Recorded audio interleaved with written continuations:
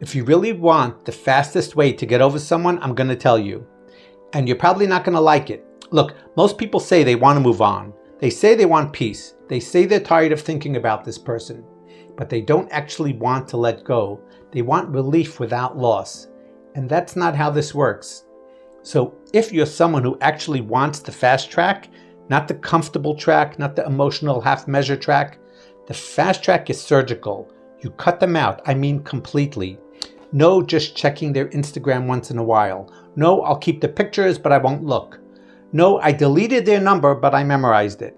That's not cutting, that's hovering. Honestly, the reason people stay stuck for years isn't because they love too deeply. It's because they stay connected digitally. Your nervous system cannot detach from what it still sees. Let me tell you something. Every time you look at their profile, every time you reread old chats, every time you scroll their stories, your brain lights up the same reward circuits that got you attached in the first place. You're reopening the wound and then asking why it won't close. The fastest way out is brutal.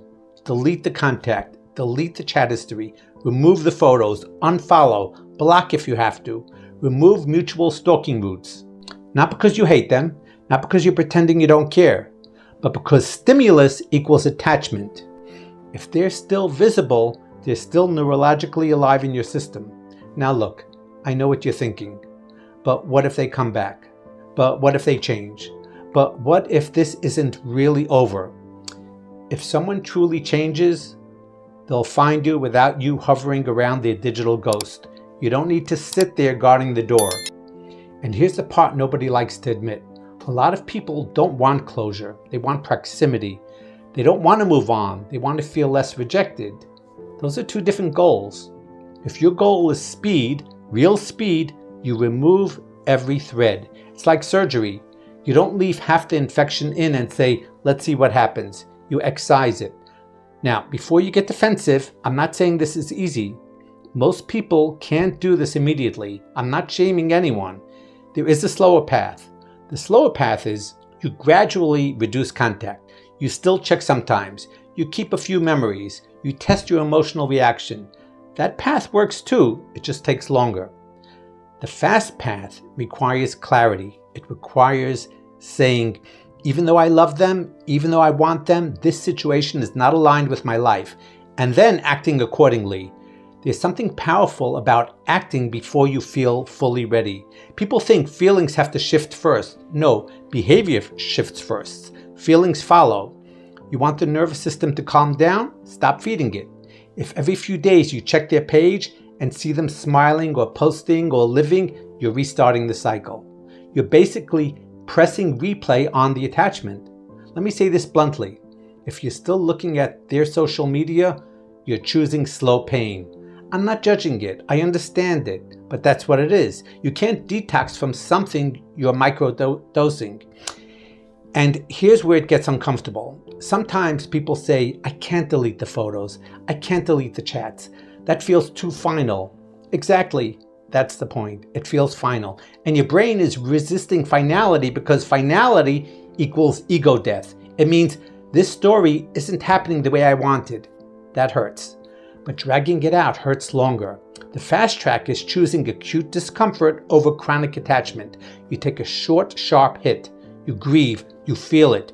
You stop feeding it. And then something interesting happens. Around week 3 or 4 of true no exposure, the intensity drops dramatically. Not because you stop loving them, but because your brain stopped being stimulated by them.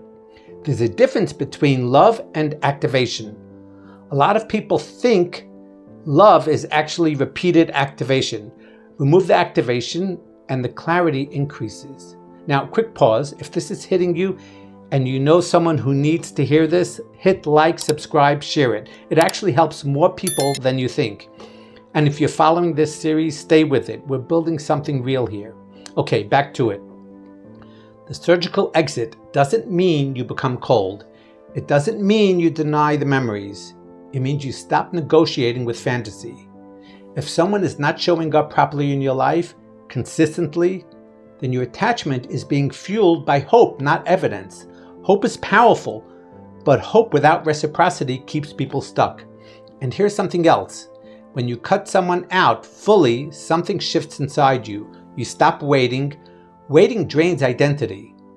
Waiting makes you live in suspended animation.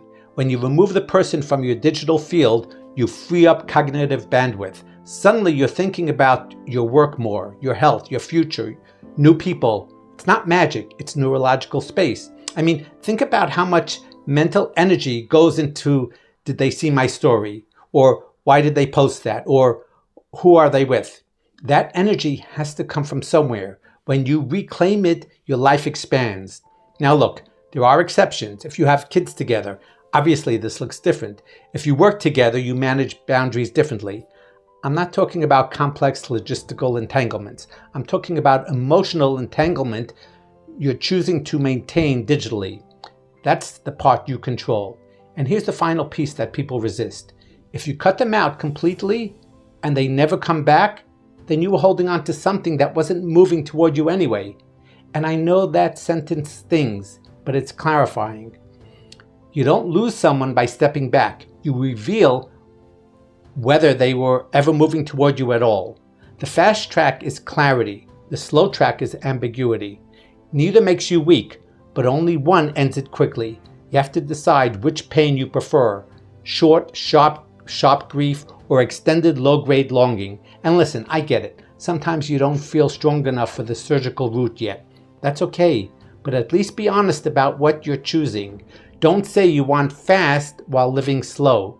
Own your pace. That's power.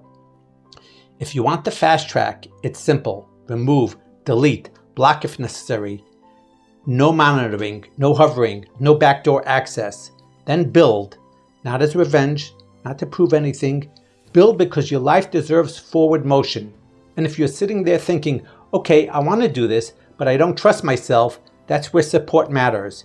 If you want real one-on-one guidance through this, not surface advice, you can book a session with me through the link in my bio, or reach out on Pop Call. We can do chat, voice, or video.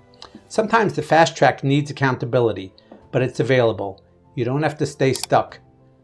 You don't confuse comfort with healing. They're not the same.